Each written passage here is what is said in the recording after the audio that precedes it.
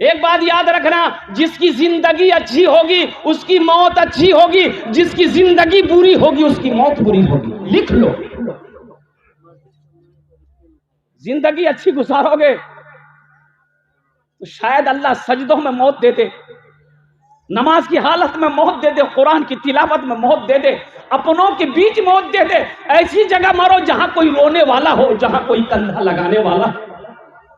ऐसी जगह ना मरो कि जहां तुम्हें कोई पहचानने वाला ना हो। ऐसी जगह ना मरो कि गुस्ल के लिए तुम्हारा जिस्म का टुकड़ा ना मिले। जिसकी जिंदगी अच्छी होगी उसकी मौत अच्छी होगी। जिंदगी गुनाहों में गुजारोगे और तुम समझोगे कि मौत मुझे अच्छी मिले, वो इतना दर्दनाक मौत हुआ। अल्लाह उनके कब्र को रोशन फरमा दे, आमीन बोले तो अल्हम्दुलिल्लाह। इसलिए कि मरने के बाद किसी की गीबत नहीं करनी चाहिए। मरने के बाद हो सके तो मरने वालों की तारीफ करो, उसके हक में दुआ बख्शी मगफरत की दुआ करो। वो बच्चों को शैतान ने वरगलाया, बहकाया, वो बच्चे बहक गए और वो नौजवान बहक करके चले जा रहे थे। अल्लाह अकबर कबीरा, हादसा हो गया, वो इस दुनिया से चला गया। मेरे नौजवानों, एक लाश मिली नाले में। मोहल्ले वाले जमा हो गए कि नहला से ना, बड़ा नाला था, एक लाश बहता हुआ आ रहा था। लोगों नजर पड़ गई, भीड़ लग गई गांव वालों की। बोले क्या करो, चिको। लोगों ने कहा कि पता नहीं चल रहा कौन है ये। ऐसा पता चल रहा है कि मालूम हो रहा है कि मरने वाला 2-3 दिन हो गया, इसकी शक्ल बदल गई है, फूल गया लाश। कुछ नौजवान आगे बढ़े, नाला से लाश को निकाला, रखा। बोला पहचानो तो सही है कौन, इर्द गिर्द कोई किसी गांव का तो नहीं है। लोगों ने जोर दिया दिमाग पर, बोला नहीं, इस आदमी को तो हम लोग नहीं देखे, आसपास का नहीं है, ये लगता है बहुत दूर का, कहीं से ये कोई मर गया होगा, नाला में वो गिर गया होगा, मौत हो गई होगी और लाश बहता हुआ चली आया होगा। पुलिस को खबर हो गई तो पुलिस वालों ने देखा, भाई बोले भाई पता करो भाई, ये तुम लोगों का है कि उधर का है, ये हमारा हिंदू भाई है कि मुसलमान है। देखो अगर मुसलमान है तो इसको तुम लोग तजवीज़ व तकफीन करके जनाजा पढ़ के दफना दो। तो बहुत अच्छी बात है। तो लोगों ने कहा कि हाँ यही करेंगे। तो लोगों ने पहचानने की कोशिश किया तो पहचान नहीं पाया, इसलिए कि चेहरे पे ना दाढ़ी थी ना इस्लामी लिबास था। तो बोला कि पहचान में आ जाएगा, इसका देखो पॉकेट में, इसका जेब में आधार कार्ड होगा, कुछ तो होगा, पता चलेगा। कोई कागज देखो, तो पॉकेट में हाथ दिया तो कुछ कागज मिले, आधार कार्ड मिला। आधार कार्ड बोले बस नाम से पता चल जाएगा ये इधर का है कि उधर का है।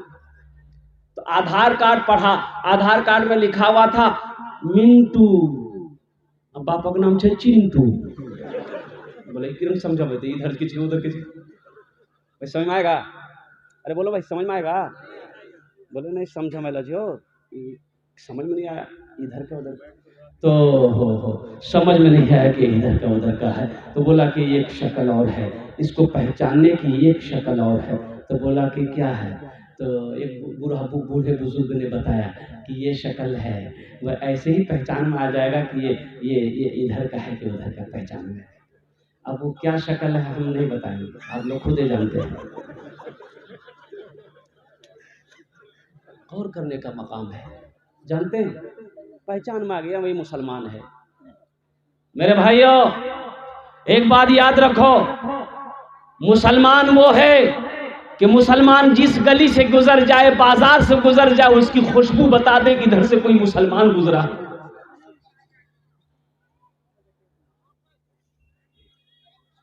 जानते हो कुछ यहूदी अगर रास्ते से जा रहे थे, पत्थर मिला तो वो यहूदी पत्थर उठाया और वो यहूदी बोला लगता है इस रास्ते से मुसलमान नहीं गुजरा है, अगर मुसलमान गुजरता होता इस रास्ते से ये पत्थर नजर नहीं आता।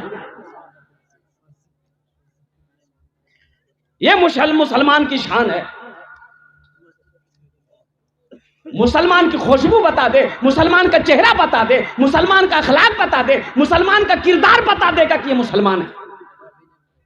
अल्लाह के नबी ने इरशाद फरमाया, तुम में सबसे अच्छा वो है जिसकी जबान से, जिसके हाथ से किसी को नुकसान ना पहुंचे।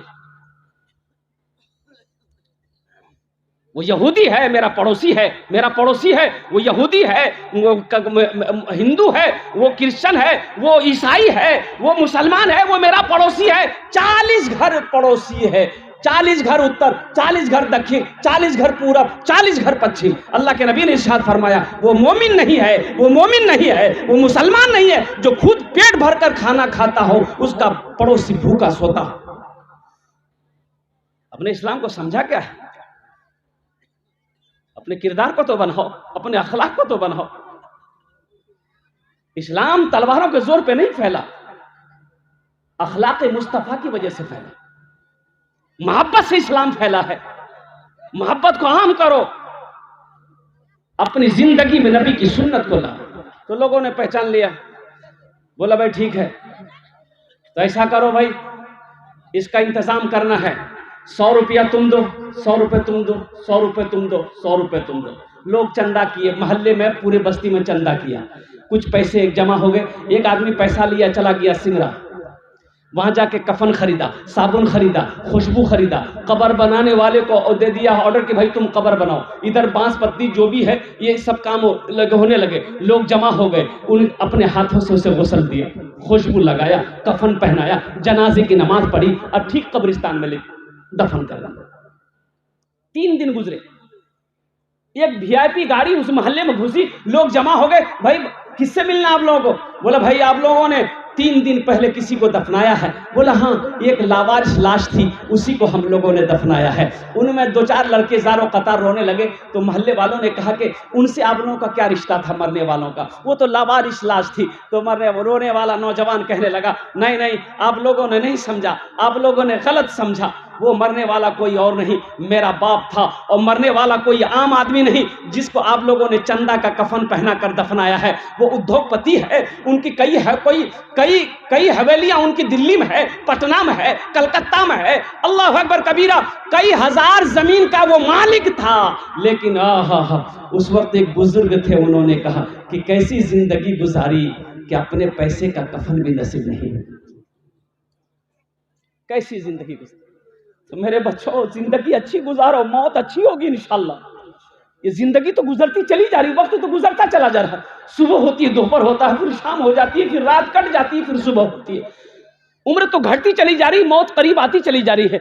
इसलिए हमेशा अच्छी जिंदगी गुजारो, इंशाअल्लाह हादसा से अल्लाह बचाएगा, बुरी मौत से अल्लाह बचाएगा, गुनाहों से अल्लाह बचाएगा। पहले नियत तो करो, इरादा तो करो कि इंशाअल्लाह हम अच्छे अमल करेंगे। तो मेरे नौजवानों, मेरे बच्चों, ये मस्जिद का जलसा है, मस्जिद का जलसा तुमने सजाया है, तो इंशाअल्लाह बहुत सारे नौजवान बच्चे हमारे जो नमाजों से दूर थे, सजदों से दूर हो, तो इंशाअल्लाह एक वादा करो कि इंशाअल्लाह आज के बाद से हम लोग 5 वक्त की नमाज पाबंदी के साथ पढ़ें। कितने लोग तैयार हैं? इंशाअल्लाह।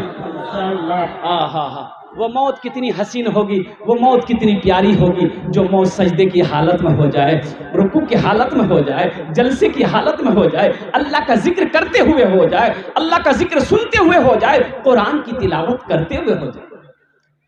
क्यों आए थे इस दुनिया में, क्यों आए थे इस दुनिया में, जाना है मालूम नहीं। कभी तो सोचो कि हम इस दुनिया में आए क्यों थे? क्यों आए थे इस दुनिया में, जाना है मालूम नहीं। सामाने सफर सब ठीक करो, कब होगा सफर मालूम नहीं। क्यों आए थे इस दुनिया में, जाना है मालूम नहीं। इस घर को बेहतर बनाए हो, जिस घर में रहना है 2 दिन। कै दिन रहना है? अरे भाई बोलो, कितने दिन रहना है? 2 दिन। इस घर में संगे मरमर का पत्थर बिछाए हो, यहाँ की लकड़ी नहीं, आसाम गुवाहाटी से लकड़ी मंगा कर लगाए हो, जयपुर से संगे मरमर का पत्थर लगाए हो। अल्लाह अकबर कबीरा, मैं मना नहीं करता यहाँ घर ना बनाओ, लेकिन यहाँ घर बनाते हो तो वहां का भी घर बनाओ। यहाँ 60 साल, 70 साल, 80 साल, 90 साल, 100 साल रहेंगे, इससे ज्यादा कितने दिन? 150 साल। अब वहां लाखों साल करोड़ों नहीं अरबों खरबों साल रहना है, जहां पर जाने के बाद फिर लौट कर नहीं आना है, वहां घर जरूरी है कि यहां घर जरूरी है। भाई घर जरूरी कहां है? इंशाल्लाह घर बनाओगे? कितने लोग तैयार इंशाल्लाह घर बनाने के लिए? माशाल्लाह। अब मैं सुनाऊंगा आपको। एक बादशाह था, एक बादशाह है, उन्होंने ऐलान किया, वजीर से कहा कि पता मुझे चला है कि अपने इलाके में बेवकूफों की तादाद बहुत ज्यादा बढ़ गई है, ढूंढो जो सबसे बड़ा बेवकूफ मिले उसको पकड़ के ले आओ, जो सबसे बड़ा बेवकूफ मिले उसे पकड़ के ले आओ। तो वजीर बोला कि हुजूर ठीक है। अंधेर नगरी चौपट राजा, टकासेर सोना टकासेर खाजा। एक गुरु एक चेला गया था वहां, बाजार में देखा कि भाई सोना भी 1 रुपए किलो है, खाजा भी 1 रुपए किलो है। तो चेला बोला कि गुरु यहाँ का राजा कैसा होगा? तो बेवकूफ राजा है, इतना सस्ता सोना इतना सस्ता खाजा। तो गुरु बोला कि बेटा यहाँ के हालात ठीक नहीं लग रहा, भागो यहाँ से। तो चेला बोला कि हम नहीं भागेंगे, इतना सस्ता सस्ता सामान मिल रहा, खा के थोड़ा हम बदन बनाएंगे, आप जाइए। गुरु चला गया, चेला रह गया। खा के कुछ दिनों में खूब मोटा हो गया, गर्दन है गर्दन।